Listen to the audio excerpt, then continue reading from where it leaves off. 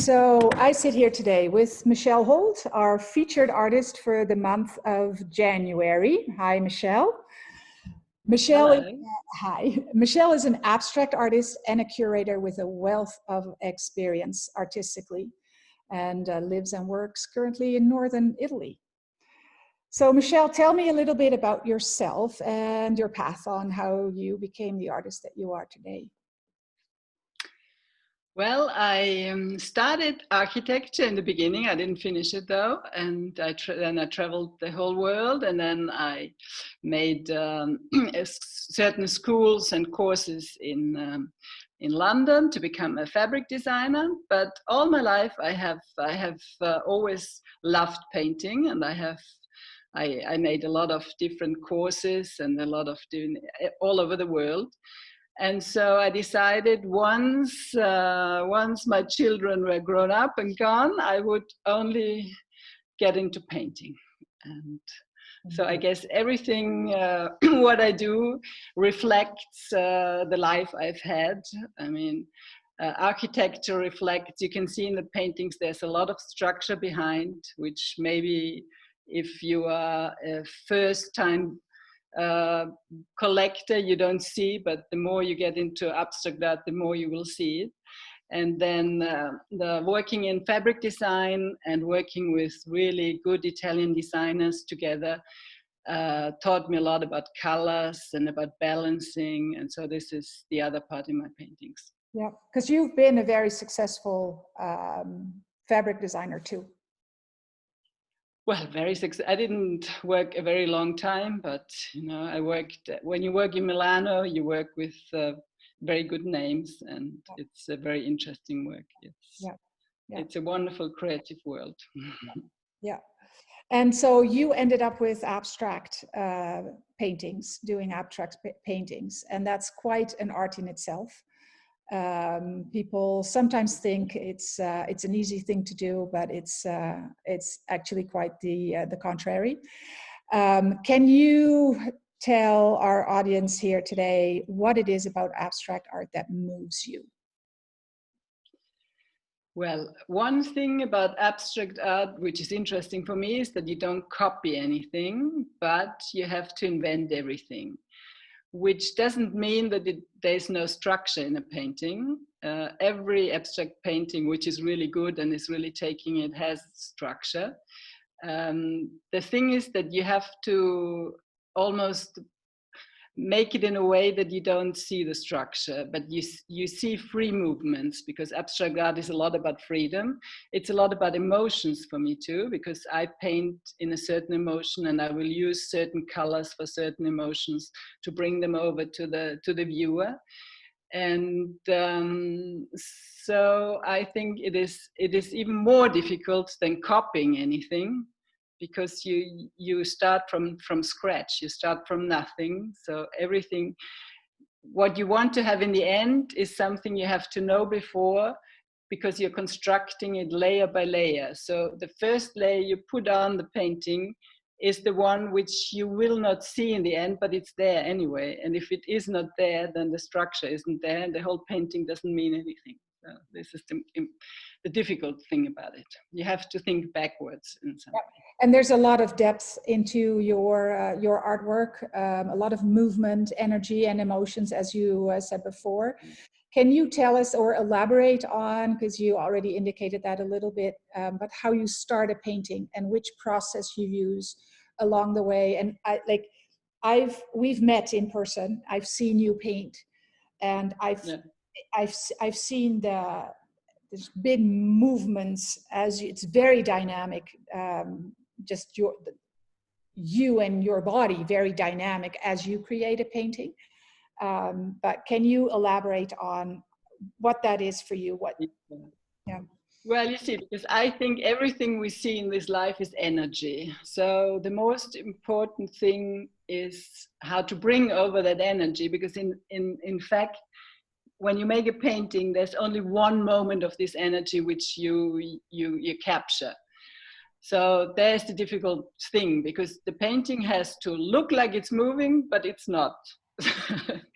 And I think it depends on how everybody is approaching. But if you see a good abstract painter, you look at the painting and you go like, yeah, gosh, this really makes me moving. You might like it or not like it, but it has to do something inside you, you know? So how you start? Well, you start first thinking. I mean, I start that way. I have an emotion about something. I'm upset about something, or something bothers me. And so I think about how can I bring it over to the person who's looking at it. And then I layer it, layer after layer, because the more layers you have, the more interesting it gets. And some people then, they look at it and they say, oh, I see a figure there and I see a penguin. And I said, okay, it doesn't matter. You can see whatever you want to see, because our mind always wants to hold onto something we know. Yeah. So this is the problem, you know. And for me, I like it when people start to understand the painting by the title I give it, so they can understand my mood when I did it. Yeah. So I will always look for a really interesting title. Like the other day I made a painting and I called it Take Me to the Moon, because I thought we were all fed up with the current situation. And so I made a painting which looked like something which is starting into the future. And yeah, in fact, that's what it is. I think that's for me, this is the only interesting thing when you're painting, that you bring over an emotion to the other people and you get them moving. Yeah.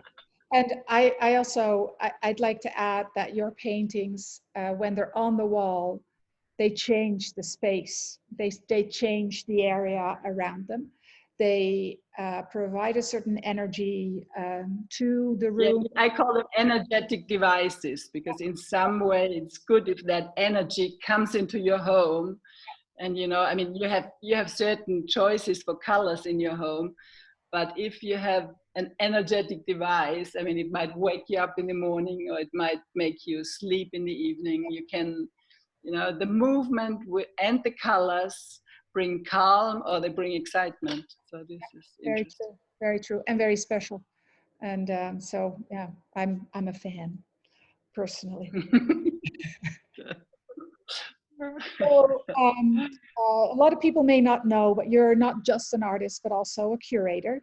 And we can elaborate on that in our last little question there a little bit more.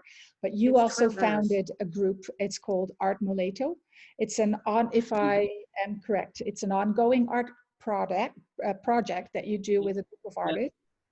Can you elaborate a little bit on that? Yeah, well, it started something like 11, 12 years ago. I was thinking about promoting my own career, but at the same time work together with a group, because as an artist you always work very lonely. So it is nice to confront with other people. And then I thought, there's so many exhibitions with people which don't make any sense.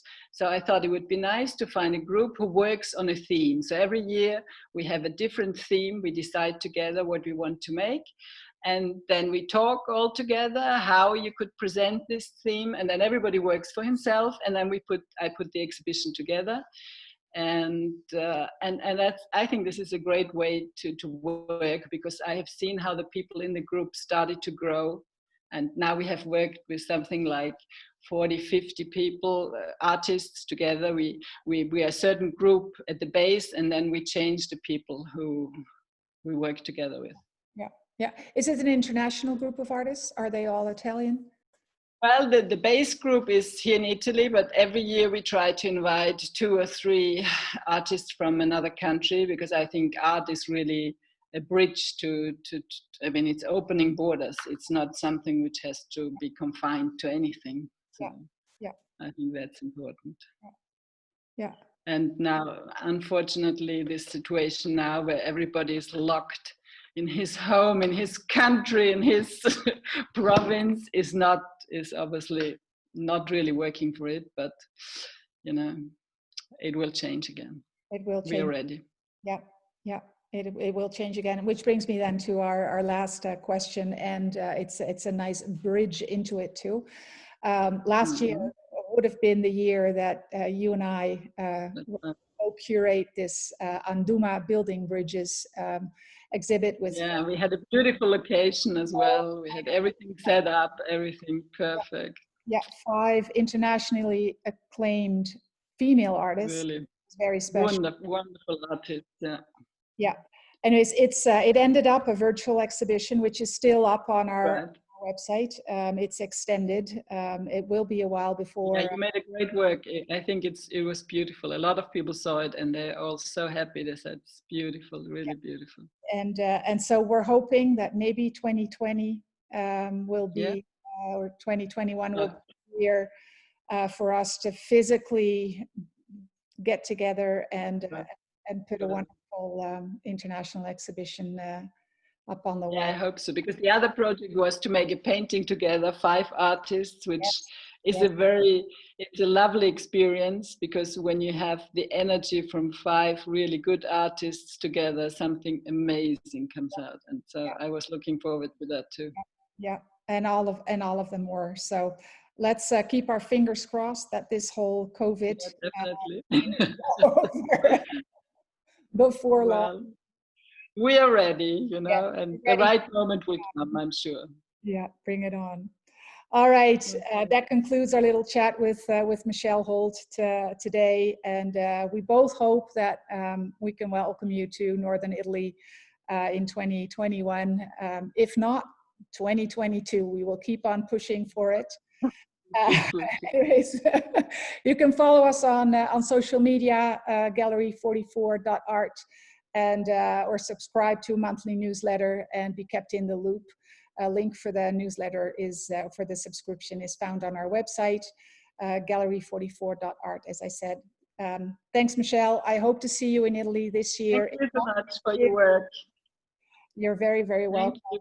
And yeah, it's a pleasure representing you. Thanks very much for your time today, Thank Michelle. you. Thank you both. It's a pleasure working with you.